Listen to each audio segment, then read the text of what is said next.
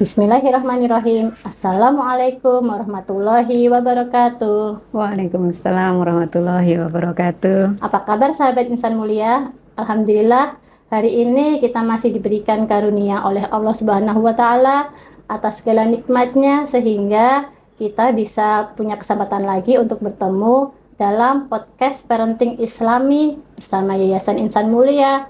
Bersama Insan Mulia, berbagi inspirasi. Tak lupa salawat serta salam kita curahkan kepada Rasulullah SAW sebagai teladan kita, contoh kita dalam segala aspek kehidupan, terutama juga dalam mendidik anak sesuai dengan kajian kita hari ini, yaitu tentang parenting pendidikan Islami. Untuk sahabat insan mulia yang kemarin mungkin belum menyaksikan atau mendengarkan podcast dari kami, bisa untuk scroll lagi, kemudian dicari dan didengarkan. Insya Allah waktu yang kita gunakan untuk menuntut ilmu tidak akan sia-sia dan akan diberikan berkah oleh Allah Subhanahu wa Ta'ala. Amin. Sahabat insan mulia, untuk kali ini perkenalkan saya Ustri Widyarini dari SDIT Insan Mulia, akan menemani selama beberapa menit ke depan berbincang-bincang bersama narasumber kita, Dr. Ari Aji Astuti, SPD MPD sebagai Kabid Bidang Pendidikan Yayasan Insan Mulia. Selamat datang, Terima kasih. Waalaikumsalam warahmatullahi. Di podcast kali ini kita akan membahas tentang mendidik remaja dalam menemukan jati dirinya. Begitu nggak, ya? Betul. Jadi kalau kita ngomongin tentang remaja, jadi sekarang itu kan mendidik remaja itu kan sangat berat, kalau zaman saya generasi milenial, ketika saya remaja itu orang tua biasanya itu cukup untuk mengawasi bagaimana pergaulan anaknya. Jadi dipilihkanlah sekolah yang mungkin lingkungannya itu bagus, kemudian juga dicek teman-teman yang bermain itu sama siapa, kemudian mainnya di mana, kemudian kapan saja dia pergi, seperti itu. Nah, cuman itu kan memang tujuannya bagus supaya kita itu terhindar dari hal-hal yang buruk begitu kan. Tapi untuk saat ini tantangan orang tua itu sangat besar gitu. Karena tanpa keluar rumah pun anak-anak itu bisa mendapatkan dampak yang negatif seperti itu kan. Jadi karena sekarang itu ada kotak kecil yang sungguh sangat menarik perhatian anak-anak begitu kan. Maka dari kamar pun juga bisa menjadi ancaman pengaruh-pengaruh negatif kepada anak-anak. Kan karena HP ini kemudian nanti segala informasi itu anak-anak kan mudah mengakses jadi tanpa filter, kadang budaya luar yang masuk. Nah itu kita tidak sesuai dengan nilai-nilai Islami. Nah itu nanti bisa membuat anak-anak itu jadi FOMO, ikut-ikutan. Menurut Ustazah sendiri, apa sih realita yang dihadapin oleh remaja saat ini? Baik. Jadi sebagaimana yang tadi sama Ustazah Tri sampaikan bahwa remaja masa kini ini mengalami yang pertama adanya tekanan digital, tekanan digital dan media sosial yang luar biasa. Jadi kalau dulu zaman kita kecil itu kita belum ada itu semua, sehingga ketika orang tua memberikan pendidikan yang baik, memilihkan sekolah yang baik, melihat siapa dia berteman, itu insya Allah sudah aman. Tapi sekarang ketika media sosial demikian mudah diakses oleh anak, apalagi ketika orang tua menyediakan fasilitasnya Jadi misalnya masih anak kecil sudah dikasih HP, anak kecil sudah difasilitasi wifi dan seterusnya. Ini sebenarnya bagaikan duri di dalam selimut Jadi kita memberikan sebuah fasilitas yang sesungguhnya kalau digunakan dengan sebaik-baiknya itu akan sangat membantu karena teknologi memudahkan mendapatkan informasi, memudahkan dapat pendidikan, memudahkan kita mendapatkan apa saja yang kita perlukan, tetapi di sisi lain kita akan mendapatkan bahaya, faktor negatif yang sangat riskan untuk anak-anak kita Karena melihat media sosial yang demikian luar biasa misalnya dia melihat tokoh tertentu yang dia kagumi, maka kemudian dia pengen seperti dia, Ikut-ikutan gitu, ikut-ikutan Miss. seperti dia Oke. gitu ya, membandingkan dirinya dengan tokoh tersebut begitu. Ada yang kemudian mati-matian berusaha aku harus seperti dia gitu ya. Iya. Sementara di sisi lain orang tua tidak mampu memfasilitasi untuk bisa seperti itu, maka ini jadi bahaya. Nah, sehingga orang tua jangan kemudian percaya saja pada anak. Dia harus tetap mengontrol sejauh mana anak-anak ini menggunakan media sosial sebagai bahan belajar gitu ya. Menggunakan media sosial sebagai sarana pergaulan gitu. Nah, ini orang tua harus mengawasi gitu ya.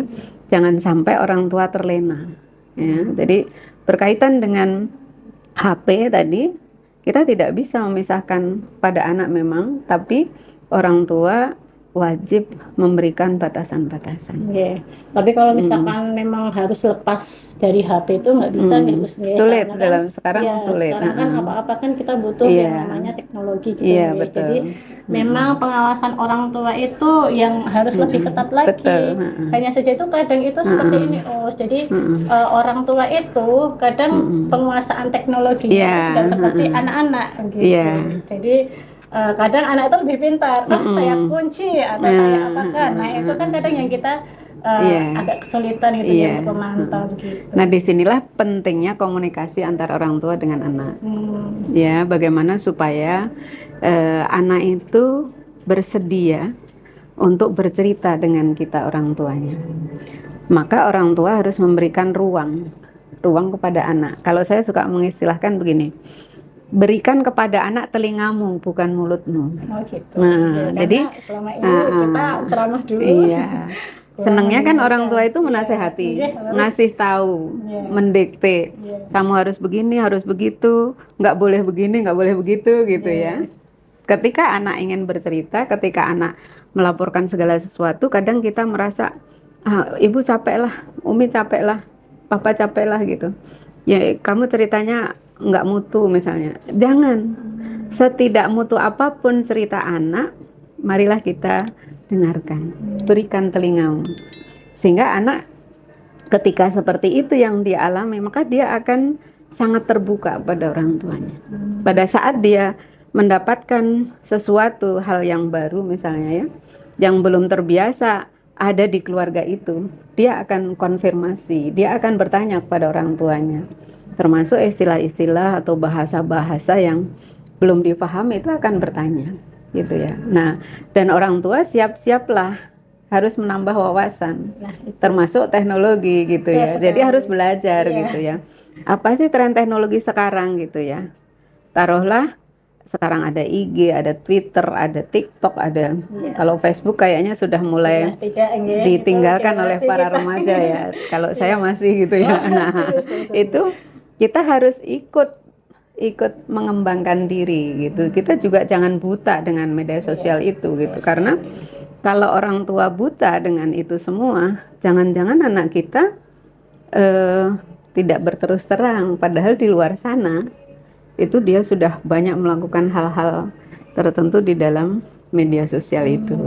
Tapi Us, gimana caranya supaya anak itu mau bercerita sama kita gitu? Jadi bukan seolah-olah anak itu apa sih kok mama itu sukanya nanya-nanyain terus, kayak ibaratnya itu malah kayak diinterogasi gitu loh. Jadi akhirnya menutup diri, kemudian tidak banyak cerita dengan orang tuanya begitu. Nah, itu kan yang kadang kan menjadi kesulitan kita. Jadi membangun ruang komunikasi yang mungkin aman buat anak supaya tanpa kita tanya pun tuh dia seperti cerita. yang Ustazah tadi cerita begitu, membangun keluarganya itu seperti apa gitu. Iya. Maka yang pertama orang tua itu jangan tergesa-gesa meminta informasi apa yang dilakukan anak. Jangan tergesa-gesa bertanya. Nah, ketika anak baru saja pulang gitu ya. Tahan dulu, bersabar dulu gitu ya. Jadi cari waktu yang tepat. Ya. Waktu yang tepat itu kapan? Ketika anak sudah cooling down gitu ya. Misalnya pulang dari sekolah. Kalau ya saya pernah sih ngalamin gitu ya. Namanya juga orang tua muda saat itu. Ketika anak pulang sekolah itu langsung, tadi belajar apa? Ada PR enggak? Ini enggak kayak gitu kan.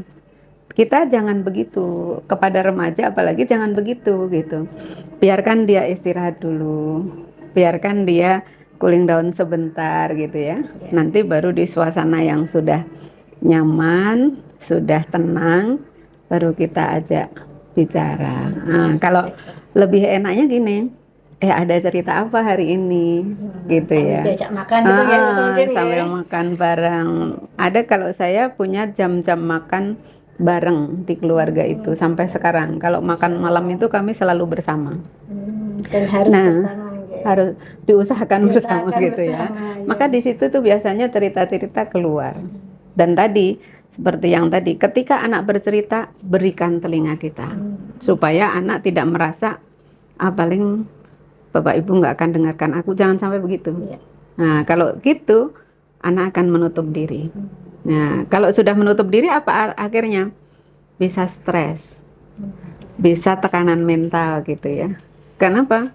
Di luar sana banyak sekali tantangan yang dihadapi anak-anak kita. Sementara dia juga punya keinginan untuk mengikuti hal-hal yang di sana gitu ya. Tapi kita orang tua yang menjadi tempat pulang tidak memberi ruang, maka jadi stres gitu ya, mengurung diri, kemudian tidak mau cerita kepada orang tua. Ini rugi kita. Jadi jangan sampai begitu orang tua gitu. Apalagi kalau remaja kan memang dia baru fasenya kan mencari jati Iya, diri, mencari jati diri. dan ingin pengakuan dari teman-teman Betul. gitu ya, jadi gampang ikut-ikutan. Gampang terpengaruh. Jadi jangan sampai anak itu kemudian memutuskan, kalau begitu aku nggak usah cerita ke mama papa. Jangan sampai begitu. Baiklah, untuk melanjutkan yang tadi, kalau tadi kan kita sudah membahas tentang bagaimana pengaruh HP, kemudian bagaimana sikap orang tua supaya anak itu terbuka sama orang tuanya, begitu ya. Kalau misalkan ada yang lainnya, apakah yang menjadi yang dihadapi oleh remaja saat ini selain dari medsos seperti itu? Iya, yang berikutnya remaja masa kini itu mengalami krisis identitas dan eksistensi diri ya, kadang-kadang ya. Di lingkungan pergaulannya mereka dihadapkan pada berbagai macam model manusia ya, berbagai macam tokoh yang dia ingin menjadi seperti mereka gitu. Tetapi di sisi lain kadang-kadang jadi bingung, saking banyaknya orang yang dia lihat, aku mau jadi seperti apa ya gitu ya. Nah, di sisi lainnya lagi dia belum memiliki kematangan mental, belum memiliki kematangan berpikir ya, karena masih peralihan antara anak-anak ke dewasa kan ya. Jadi mudah masih terpengaruh tadi. Ini tren ini ikut yang Iya, ini, jadi bisa beralih dari yang satu ke yang lain gitu ya. Kayak cita-cita pun bahkan kan berubah-ubah kalau masih remaja itu ya. Nah, misalnya hari ini dia pengen jadi dokter, besok pas lihat orang lain, kayaknya itu bagus, aku pengen seperti dia gitu ya. Apalagi sekarang kayak misalnya konten kreator itu begitu terkenal, kemudian mendapat uang banyak misalnya, jadi akhirnya pengen seperti itu gitu ya. Nah ini disinilah maka orang tua perlu membimbing dan mengarahkan anak-anak supaya dia tahu tujuan hidupnya untuk apa gitu ya. Cuman kan kadang itu anak itu dia masih belum bisa memilah-milah gitu. Misalkan aku ikut-ikutan ini, terus ada tren yang baru aku ikut-ikutan ini, cuman kan dia nggak tahu, kadang tuh yang tidak sesuai dengan nilai-nilai Islami juga pun dia akan ikuti seperti itu. Nah, kalau misalkan seorang anak misalkan sudah terlanjur nih dia ikut-ikutan di hal-hal yang tidak baik seperti itu, dan orang tua menemukan, loh kok anakku kok ternyata misalkan dia ikut-ikutan tren joget-joget, atau mungkin misalkan kok dia ternyata di HP-nya itu menemukan hal-hal yang tidak pantas untuk dilihat seperti itu. Nah, kita sebagai orang tua itu bagaimana cara mengatasinya supaya si anak itu bisa menghentikan pengaruh buruk dari yang tadi dia ingin ikuti seperti itu. Yang pertama, orang tua harus tenang ya. Jadi tenangkan diri dulu ya, tenangkan diri, jangan reaktif langsung, misalnya langsung begitu menemukan itu anak langsung dimarahin, langsung dikasih sanksi, jangan. Tenang, hadapi dengan tenang, pikirkan apa kira-kira yang bisa saya lakukan untuk memperbaiki ini, supaya dia bisa mengambil keputusan dengan tepat. Nah, jadi jangan reaktif ya. Iya. Nah, yang kedua, tentu orang tua harus banyak istighfar. Memohon ampunan pada Allah. Ya Allah, saya sudah berusaha sebaik mungkin mendidik anak misalnya. Saya sudah doakan mereka, saya sudah berikan kepada mereka aturan dan sebagainya gitu. Tapi ternyata ini terjadi. Nah, maka kemudian istighfar. Melibatkan Allah. Melibatkan harus Ya, selalu melibatkan Allah. Banyak-banyak istighfar. Nah, kemudian juga ajak pula anak-anak untuk beristighfar, memohon ampunan kepada Allah. Habis itu baru ajak dia berbicara dari hati ke hati dengan tenang, bukan dengan emosi, gitu. Nah, itu insya Allah anak akan merasa ini oh aku masih tetap dilindungi oleh orang tua, aku tidak terlalu disalahkan gitu. Nah, dalam posisi seperti itu, maka ketika kita memberi nasihat, insya Allah anak akan bisa menerima gitu. Jadi reaktif itu, kalau orang tua reaktif itu malah akan merusak semuanya gitu. Ya, jadi memang kadang itu kita itu pengen membuat aturan yang tegas nih Us. Jadi supaya anak itu tidak kebablasan. Cuman kadang ketegasan kita itu malah membuat anak menjadi berontak gitu nggak Us? Betul. Jadi kita memang harus memberikan tidak terlalu reaktif, kemudian memberikan kenyamanan kepada anak. Gitu, Iya, jadi harus selalu itu. Jangan terlalu reaktif, beri anak rasa aman. Itu harus. Karena kalau orang tua reaktif, langsung anak tidak merasa aman, bisa jadi dia akan lari gitu ya. Nah, kemudian aturan-aturan diberikan oleh orang tua pada dia, itu dia lawan. Nah, itu harus diantisipasi, jangan sampai terjadi begitu ya. Betul. Karena kita juga biasanya kalau dapat laporan kesalahan anak langsung kamu ngapain? Itu dia. Itu nggak boleh. Iya, ternyata itu nggak boleh ya. Itu nggak boleh. Respon otomatis kan. Maka kita harus berusaha ini mengendalikan diri itu ya. Itu harus selalu ada. Menghadapi anak kita sendiri harus mengendalikan diri kita sendiri gitu. Dan tadi harus melibatkan Allah. Selalu. Istighfar itu jangan pernah lupa gitu ya, karena kita manusia, namanya manusia itu kan banyak khilaf dan salah gitu ya. Rasulullah saja yang sudah maksum istighfarnya minimal 100 kali sehari gitu. Apalagi kita yang belum tahu ya, belum punya jaminan apa-apa gitu ya. Kadang lupa kadang lupa gitu ya. Jangan sampai sahabat semuanya ya. Kita harus biasakan istighfar supaya nanti insya Allah juga mempermudah urusan kita ya Ustazah. Itu tadi untuk apa tadi untuk krisis identitas gitu. Kemudian untuk selanjutnya apakah mungkin ada hal lain yang dihadapi remaja untuk saat ini, Us? Ya, masih ada. Remaja masa kini itu dalam posisi dia punya fleksibilitas dan kreativitas yang tinggi. Apa yang fleksibel? Sekarang yang namanya profesi itu sangat fleksibel sekali. Beda dengan masa-masa saya mungkin ya, beda dengan masanya Ustri gitu ya. Kalau zaman dulu itu yang namanya profesi itu tertentu saja gitu ya. Nah, tapi kalau sekarang banyak orang yang cukup diam di rumah, tapi dia menghasilkan gitu ya. Bahkan ada anak yang baru usianya masih belasan tahun, dia sudah punya penghasilan demikian besar. Dari sekedar apa dia bikin konten dan konten itu disenangi oleh orang banyak gitu. Kemudian dia dapat penghasilan dari YouTube gitu ya, jadi YouTuber, jadi ini, jadi fleksibel. Maka kemudian remaja ini dia harus memiliki keahlian ya, punya keterampilan, punya skill yang bisa menjadi ajang untuk pengembangan diri, bisa menjadi ajang untuk berkarya di kemudian hari nanti gitu. Nah, beda dengan kita zaman dulu gitu ya. Kalau zaman dulu kan pekerjaan itu ya guru di sekolah gitu ya. Iya. Kalau karyawan ya di kantor gitu Iya. kan. Nah, kalau sekarang kan enggak. Kantor bisa di mana saja. eh, Pekerjaannya ada di luar negeri tapi bisa dikerjakan di Indonesia, itu fleksibel. Ya. Kemudian kreativitasnya tinggi. Kenapa? Sarana sudah demikian lengkap. Kita mau bikin Iya. apa saja kan Bisa gampang ya gampang gitu ya. ya. Kalau Mau kita dulu mau cari informasi, cari-cari buku iya dulu. betul. Referensi, Dulu baca-baca. saya mau bikin flyer gitu ya, flyer PPDB itu butuh waktu lama gitu Iya. ya. Ini nyari ini di sana, nyari bahannya di sini, kemudian baru disatukan, belum nanti dicetak, belum nanti.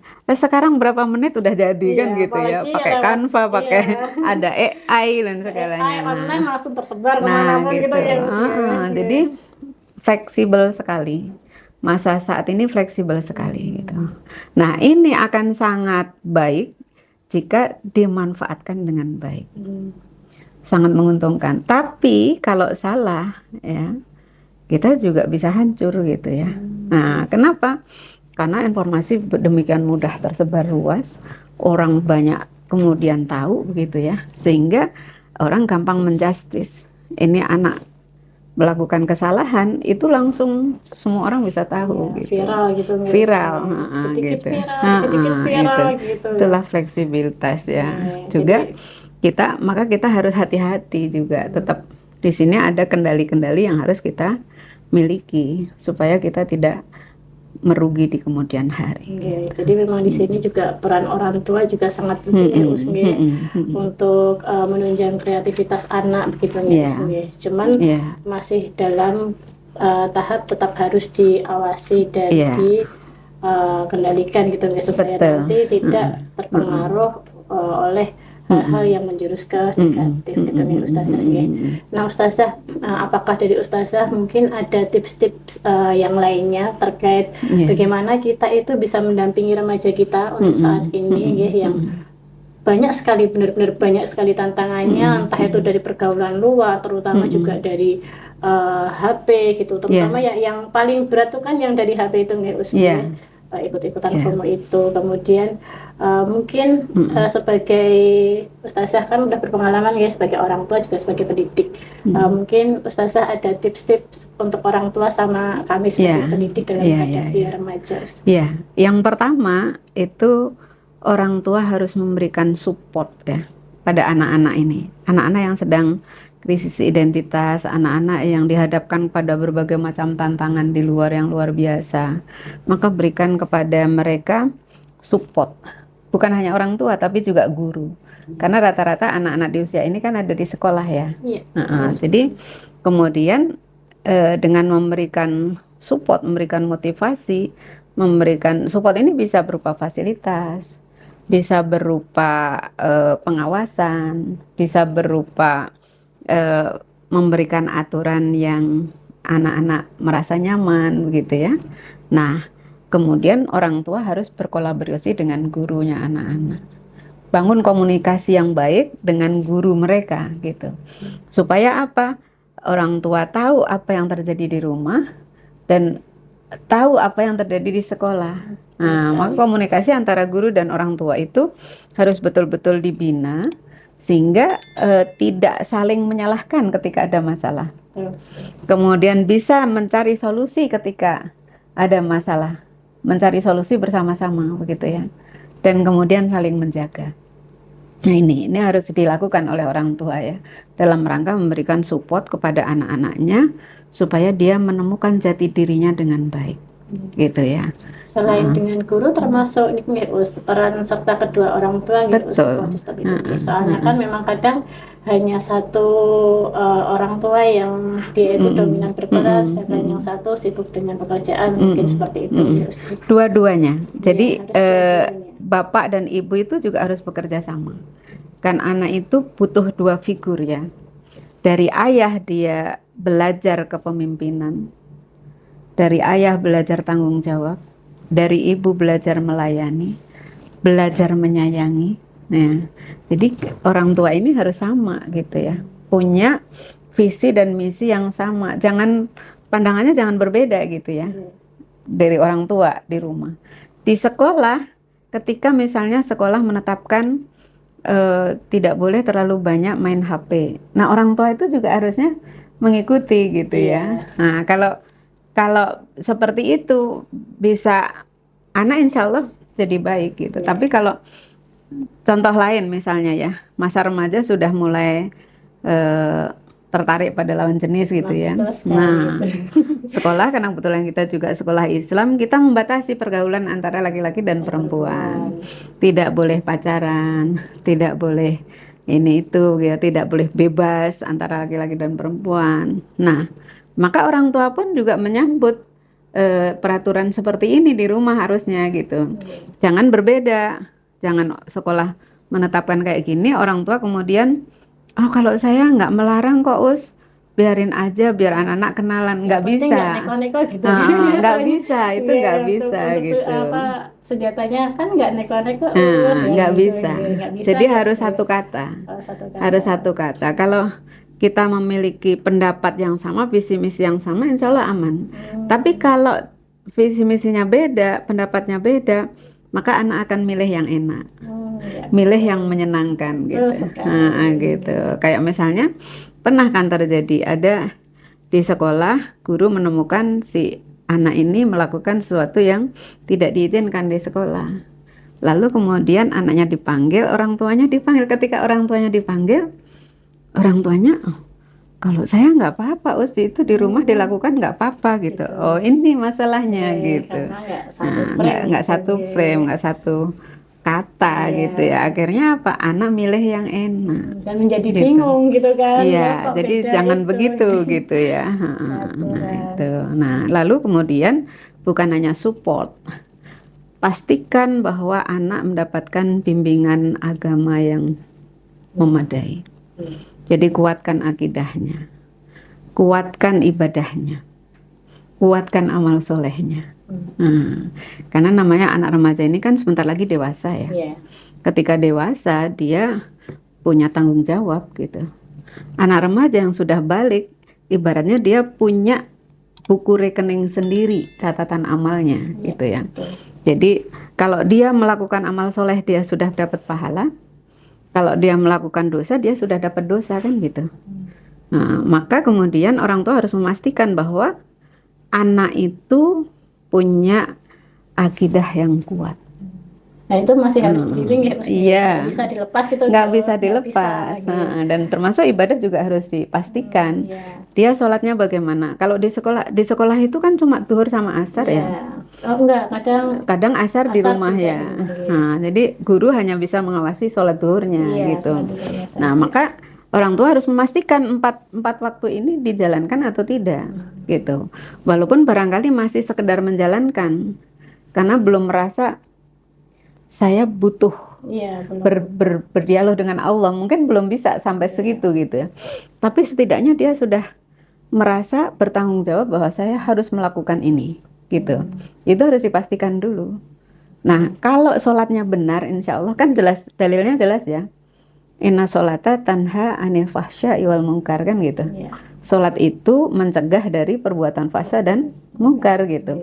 Maka insya Allah ketika anak sholatnya baik, di luar sana kita serahkan pengawasannya kepada Allah, aman gitu. Tapi kalau sholatnya nggak baik gitu nah, itu dia.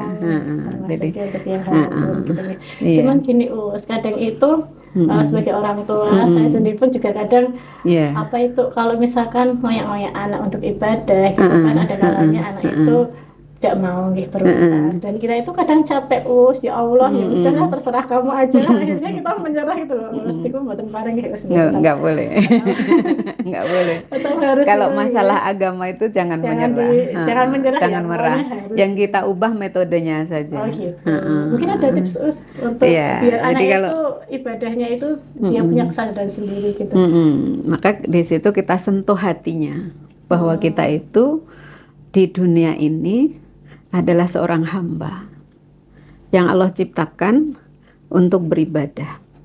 Kenapa Allah ciptakan kita untuk beribadah?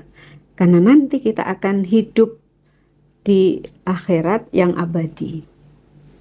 Abadi, artinya ketika sudah masuk sana nggak bisa kembali. Dan di dunia ini adalah penentu. Di akhirat nanti kita akan mendapatkan tempat yang baik atau tempat yang buruk. Maka di sinilah kita harus berhati-hati. Kita harus bersyukur dengan segala hal yang diberikan oleh Allah kepada kita. Kita harus bisa menjadi seorang hamba yang taat pada Allah Subhanahu wa taala. Mungkin sekarang masih sekedar takut pada orang tua.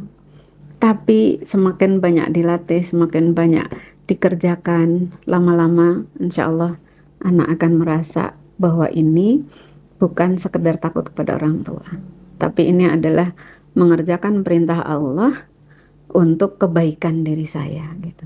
Dan tentu berarti apa? Harus contoh dari orang tuanya. Kita mencontohkan ya, mencontohkan. Kalau nggak pakai contoh ya, iya, pergi ke masjid, orang tuanya di rumah gitu kan, nggak bisa. Iya, gitu. nggak bisa gitu. Iya. Dan jangan pernah lupa bahwa kita harus mendoakan anak-anak kita. Jangan lupa ya, basahi mulut kita untuk mendoakan anak-anak kita. Doa terbaik untuk anak apa? Iya, ya minimal kita membaca doa Rabbana hablana min azwajina wa dzurriyyatina qurrata a'yun waj'alna lil muttaqina imama. Atau Rabbi habli minas sholihin. Rabbana hablana min ladunka rahmah wa hayyi lana min amrina rasada. Kalau kita pengen anak-anak kita mendirikan sholat, Rabbi ja'alni minas sholati wa min dzurriyyati. Jadi jadikanlah aku orang yang mendirikan sholat dan juga anak-anakku. Jadikanlah anak-anakku orang yang bertakwa dan memimpin orang yang bertakwa. Nah, jadikanlah anak-anakku orang yang soleh dan solihah. Ya. Jadikanlah anakku, kalau untuk mendoakan ketika anak-anak sholat, anak-anak sekolah ya. Jadikanlah anak-anak hamba orang-orang yang faqih dalam agama, orang-orang yang bermanfaat bagi umat. Itu doa-doa orang tua yang insya Allah ya memang tidak langsung terjadi saat itu, prosesnya panjang gitu. Maka disitulah butuh kesabaran, disitulah kita butuh kekontinuan ya, kontinuitas berdoa gitu ya. Jadi terus berupaya, terus berdoa pada Allah. Dan menyerahkan ya, menyerahkan diri kita pada Allah. Bahkan kalau saya sering, ya Allah hamba titipkan anak hamba kepadamu. Engkaulah penjaga yang paling baik. Jagalah anak hamba. Jagalah pergaulannya. Selamatkanlah perjalanannya. Selamatkanlah pekerjaannya. Selamatkanlah nafkahnya. Dan seterusnya gitu ya. Nah jadi hal seperti itu tuh memang kita harus terus lakukan. Dan bukan hanya masa remaja saya kira ya. Dari sejak anak kecil sampai nanti bahkan gitu ya. Gitu ya. Jadi nggak hanya cukup dengan perintah, tapi juga dikuatkan dengan doa gitu. Betul. Jadi yang pertama tadi support system, yang kedua adalah menguatkan keimanan anak. Kemudian ada lagi yang terakhir ini mungkin ya, yang terakhir ya. Kekuatan cinta dan kasih sayang dari orang tua kepada anak. Ya, cinta dan perhatian itu sangat diperlukan.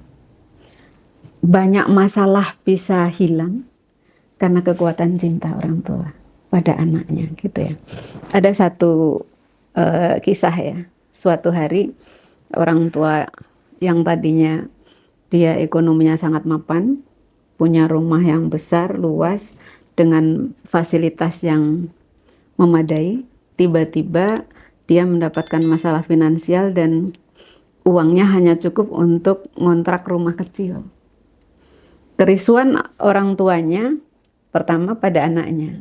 Nanti bagaimana kalau anak-anak itu dia jadi tidak nyaman tinggal di rumah kecil. Rumahnya jadi sempit, fasilitasnya tidak selengkap sekarang gitu. Maka kemudian dua orang ini, bapak ibu ini memutuskan untuk berbicara dengan putra-putrinya. Menyampaikan bahwa nak, kita tidak bisa tinggal lagi di rumah ini. Nanti kita tinggal di rumah yang kecil. Nanti di sana tidak banyak fasilitas seperti di sini. Bagaimana pendapatmu? Anaknya bilang apa? Tapi nanti tinggalnya sama bapak sama ibu kan? Iya. Ya udah, selesai, cukup.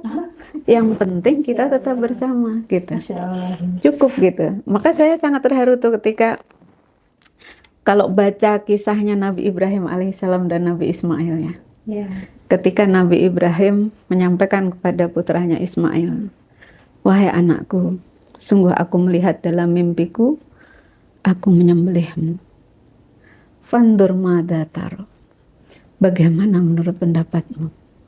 Dan jawaban Nabi Ismail luar biasa. Ya abati if'al ma tu'mar. Satajiduni insyaallah minas sabirin. Masya Allah. Wahai ayahku, kerjakan apa yang diperintahkan oleh Allah. Maka insya Allah engkau akan menemui aku sebagai orang yang sabar. Masya Allah. Nah itu Masya Allah kalau kita punya anak yang kayak gitu. Ya, taat. Betapa hati ini terenyuh gitu ya. Dan tersentuh dengan anak-anak yang seperti ini. Nah mudah-mudahan kita punya anak-anak yang seperti itu. Insya Allah ya. Amin Iya, ya Rabbal gitu. Alamin. Iya. Jadi untuk yang terakhir tadi membangun cinta nggih Us, Iya. di rumah nggih Us. Satu lagi nggih Us pertanyaan. Boleh, Saya boleh. masih penasaran nih kalau belum disebutkan tuh kayaknya ada yang mengganjal. Boleh, gitu. boleh. Jadi gini Us, kan kalau cinta nggih, kalau cinta itu kan identik dengan bagaimana kita itu bisa menemani anak, bisa selalu ada untuk anak gitu. Sedangkan kita kan sebagai ibu bekerja misalkan dan ayahnya juga mungkin bekerja gitu nggih.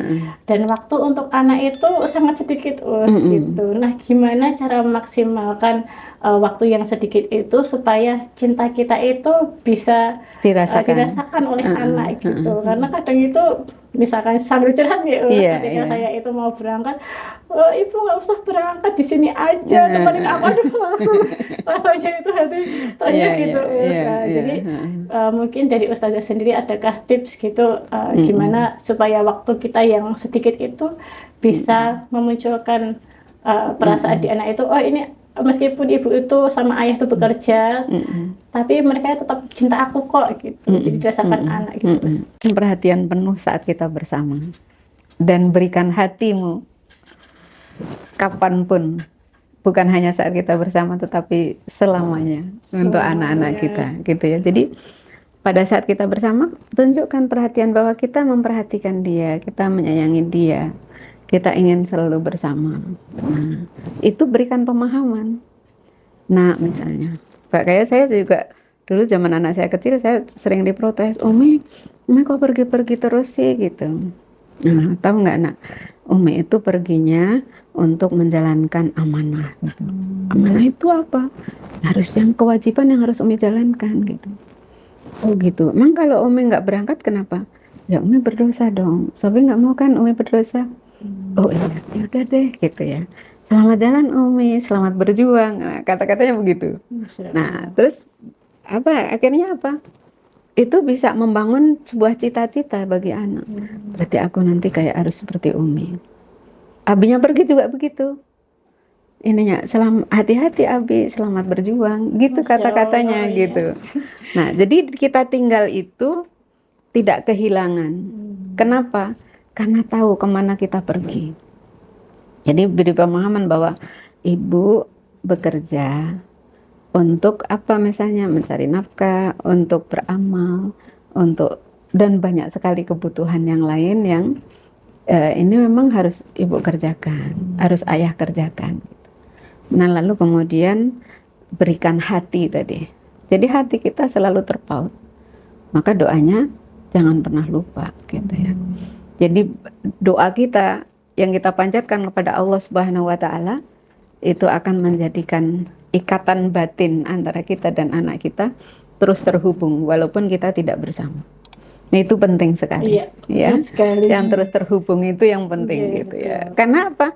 Bisa jadi ibu ada 24 jam bersama di rumah tapi masing-masing di kamarnya. Masing-masing dengan aktivitasnya. Bahkan ada orang yang berdampingan tapi semua pegang HP, nggak berbicara. Itu sebenarnya bersama tapi tidak bersama-sama Iya, hatinya dekat gitu. tapi jauh gitu Dekat kan. tapi jauh gitu. Iya. Jadi yang penting itu tadi. Iya. Apalagi kalau Heeh. untuk usia remaja nggak Iya, gitu kan. iya. Kalau memang misalkan ayah bundanya bekerja, kemudian memang Mm-mm. capek dan tidak ada waktu kan nanti Mm-mm. membuat masa remaja ini juga malah memilih tempat yang Mm-mm. lain sebagai Mm-mm. rumahnya gitu Iya Mbak betul. takutnya. Heeh. Jadi memang Iya. cinta itu harus Mm-mm. dihadirkan kepada Iya anak. betul. Hadirkan pada anak dan berikan hati kita kepada mereka. Ya, insya Allah ya. Insya Allah, insya Allah. Bismillahirrahmanirrahim. Semoga Allah menguatkan kita. Amin. Ya. Semoga Semoga sahabat, Allah membimbing kita. iya, Ya. amin ya Allah. Semoga sahabat insan mulia juga para Mm-mm. orang tua di luar sana, para pendidik di luar sana eh, bisa mendapatkan kekuatan ya untuk belajar bersabar, kemudian mencari cara supaya Mm-mm. bagaimana kita itu bisa mendidik anak-anak kita karena kalau kita mendidik anak itu kan saya pernah dengar istilah seperti menanam pohon gitu. Betul. Heeh. Jadi harus disiram dengan ilmu, Iya. kemudian dipupuknya dengan doa dan sabar gitu Iya. ya sih. Heeh. Gitu. Jadi eh, kita sama-sama berjuang ya sahabat insan mulia ya dalam menghadapi semua tantangan ketika kita membesarkan anak kita. Semoga nanti kelak ketika anak itu sudah berbuah, pohonnya sudah berbuah, Iya. buahnya bisa manis dan kita bisa Amin. mendapatkan Amin. hasil Iya. dan juga insya Allah pertanggungjawabannya di akhirat juga lebih mudah gitu Amin. karena Iya. amanah gitu Iya. Amin. Amin. apakah mungkin ada pesan lagi Us, Iya. untuk penutupan mungkin? Iya. Saya kira closingnya doa saja ya. Oke. Mudah-mudahan Allah Subhanahu wa taala memberikan kepada kita semua orang tua kekuatan menghadapi segala hal yang mungkin bisa menjadi masalah, yang mungkin bisa menjadi suatu problema yang berat bagi kita, tetapi ketika kita bersama Allah, insya Allah semua akan ada solusinya. Maka kita mohon pada Allah Subhanahu wa taala kekuatan, kita mohon pada Allah Subhanahu wa taala kemudahan. Semoga Allah Subhanahu wa taala selalu membimbing kita, selalu membersamai kita dalam mendidik anak-anak kita, apalagi di masa remaja ini. Mudah-mudahan bermanfaat bagi kita Insya Allah semuanya sangat ya. bermanfaat, Insya ya. Allah. Dan saya mohon maaf apabila ada kesalahan dan kekurangannya. Sama-sama Ya. Gus. Nah, sahabat insan mulia, tak terasa ya waktunya sudah ada di penghujung acara. Alhamdulillah tadi kita sudah mendengarkan bincang-bincang obrolan santai Gus Iya. bersama Ustazah Ari Aji Astuti tentang bagaimana kita bisa mempunyai bekal ya untuk mendidik anak-anak kita di masa remaja gitu ya. Mungkin kami undur diri ya Ustazah Iya, ya. Saya sebagai pembawa acara mohon maaf jika ada kesalahan. Kami tutup dengan salam. Wassalamualaikum warahmatullahi wabarakatuh.